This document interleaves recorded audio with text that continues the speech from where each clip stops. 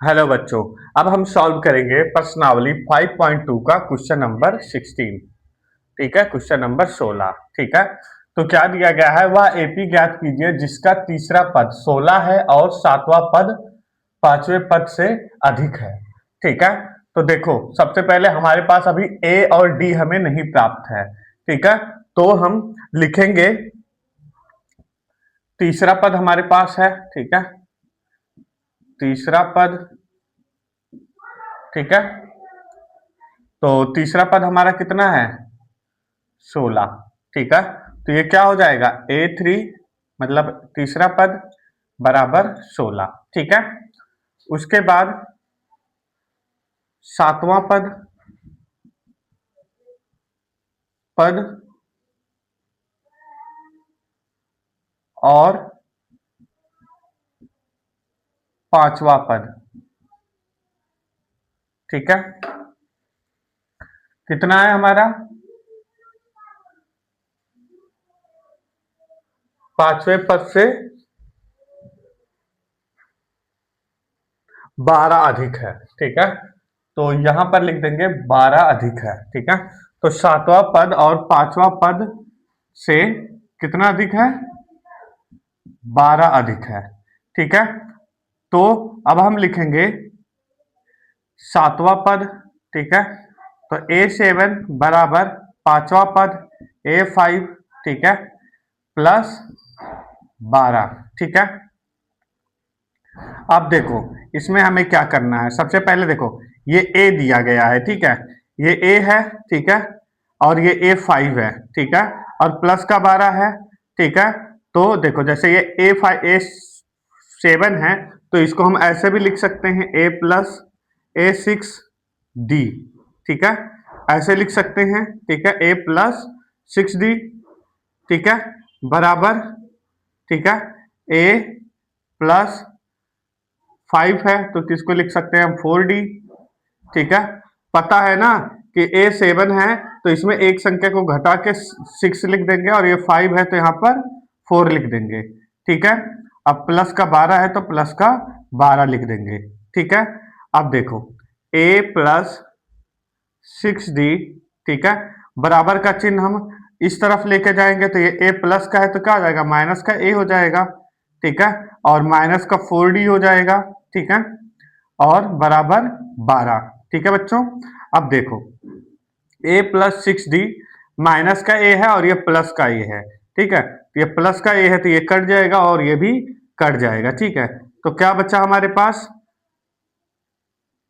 और क्या है, 6D है और 4D है। ठीक है, और प्लस का 6D है और माइनस का 4D है, तो क्या बचेगा हमारे पास, 2D। ठीक है, बराबर 12। ठीक है, अब देखो इसको ऐसे लिख सकते हैं, D बराबर 2 नीचे आ जाएगा और 12 ऊपर आ जाएगा। ठीक है, अब ये कट जाएगा, 6 बार में 6 दूनी 12, तो हो जाएगा D बराबर 6। ठीक है, 6।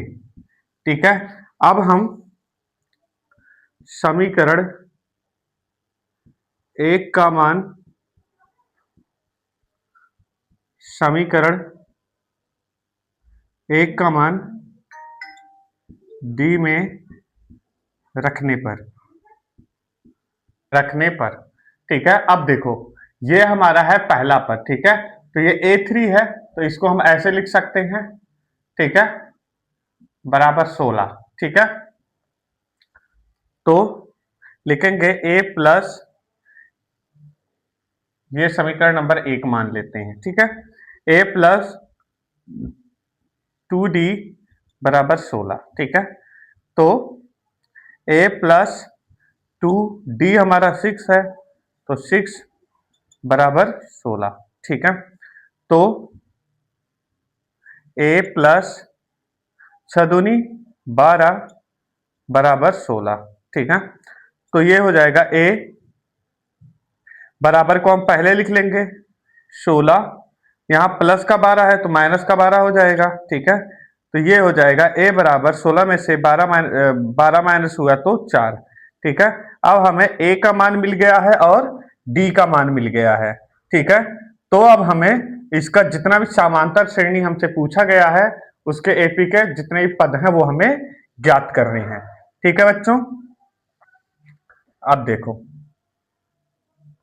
जैसे मान लो कि हम a2 का मान ज्ञात कर रहे हैं, ठीक है, जैसे a1 का मान अगर आप मानते हैं तो a1 तो हमारा 4 है, ठीक है, तो a1 बराबर 4 हो जाएगा, ठीक है, और a2 का मान अगर हम ज्ञात करते हैं तो क्या हो जाएगा a प्लस डी, ठीक है, और a3 का ज्ञात करते हैं तो a प्लस 2d, ठीक है, a3 मतलब होता है कि इसमें से एक घट जाना, ठीक है, इसमें से एक घट जाएगा तो एक 2d आ जाएगा, वैसे ही a4 होगा तो a प्लस 3d हो जाएगा, ठीक है, 4 और ये 3 एक घट जाएगा, ठीक है, ऐसे आप कर सकते हैं, ठीक है। अब देखो a हमारा कितना है 4 है और d हमारा कितना है 6 है, ठीक है, तो a हमारा है 4 प्लस d हमारा कितना है 6, ठीक है, 6 बराबर कितना हुआ 10, 6 4 10, ठीक है, a हमारा कितना है 4 और 2 मल्टीप्लाई डी हमारा कितना है 6, तो लिखेंगे 6 बराबर 6 दूनी 12, 12 4 16, ठीक है, फिर ए का मान रखते हैं, ए 4 है प्लस 3 है तो 3, डी हमारा कितना है 6 है तो गुणे 6, ठीक है, बराबर 36 का 18, 18 और 4 22, ठीक है, तो हम लिखेंगे अतः